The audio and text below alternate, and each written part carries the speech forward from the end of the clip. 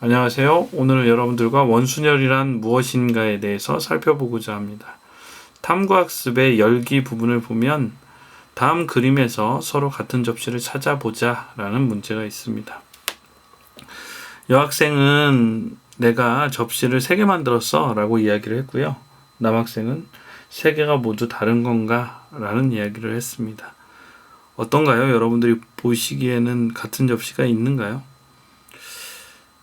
다지기를 한번 가볼까요? 서로 다른 접시를 찾아보세요 라는 문제입니다. 첫 번째 접시를 보면 왼쪽에 노란 꽃, 오른쪽에 빨간 꽃, 아래쪽에 파란 꽃이 있습니다. 첫 번째 접시를 회전을 시켜 볼까요? 회전을 시켜 보게 되면 두 번째 접시하고 일치하게 되나요? 아무리 돌려보아도 첫 번째 접시와 두 번째 접시는 같아질 수가 없죠. 그렇기 때문에 이 첫 번째 접시하고 두 번째 접시는 서로 같을 수가 없습니다. 그러면 첫 번째 접시하고 세 번째 접시는 어떤가요? 완벽하게 일치를 하죠. 자, 그렇기 때문에 첫 번째 접시하고 두 번째 접시는 다르고 첫 번째 접시와 세 번째 접시는 같다라는 것을 여러분들께서 알 수 있습니다.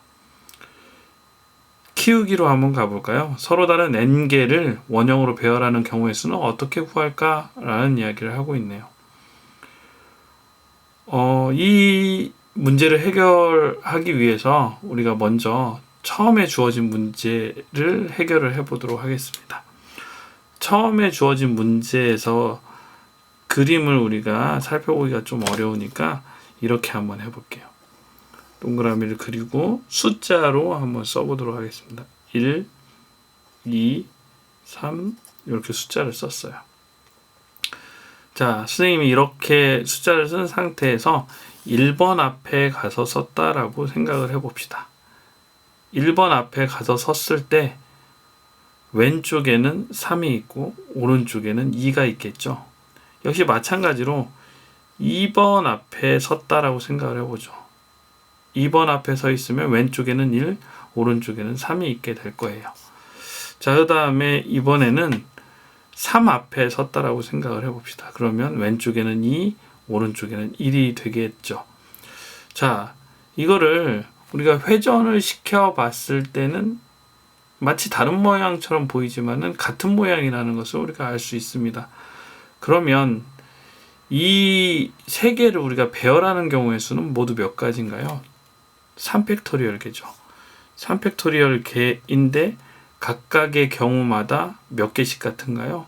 3개씩 같아지는 걸 우리가 알 수 있습니다. 그렇기 때문에 3으로 나눠준다라고 이야기를 하게 되면 얘는 3-1 팩토리얼, 다시 말하면 2 팩토리얼이 되겠죠. 자, 그래서 이 값은 2임을 우리가 알 수가 있습니다.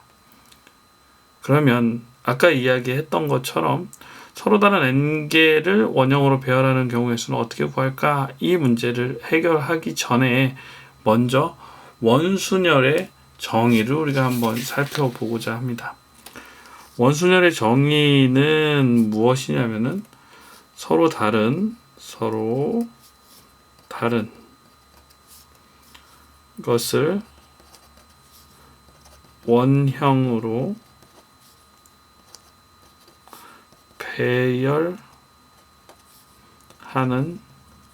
순열을 이야기를 해요. 서로 다른 것을 원형으로 배열하는 순열을 우리가 원순열이라고 이야기를 하는 거예요.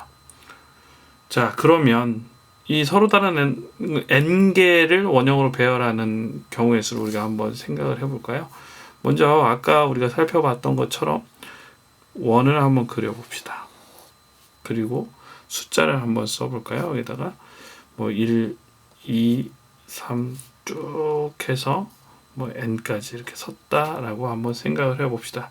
그러면 1번 앞에서 바라봤을 때, 2번 앞에서 바라봤을 때, 3번 앞에서 바라봤을 때, 4번, 5번 쭉 해서 n번 앞에서 바라봤을 때 이 모양이 우리가 돌려서 우리가 살펴봤을 때 같아지는 것들은 우리가 같은 것으로 본다라고 이야기를 했죠. 자, 그렇기 때문에 n 팩토리얼을 우리가 전체의 경우라고 생각을 해보게 되면 그거에 대해서 각각 n번씩 같은 것이 발생을 하겠죠. 그렇기 때문에 얘는 n-1 팩토리얼이 우리가 구하고자 하는 경우의 수가 됩니다.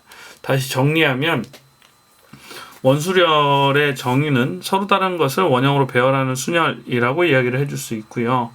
자, 그 다음에 그 경우의 수는 n-1 팩토리얼이다 라고 이야기를 해줄 수가 있게 됩니다.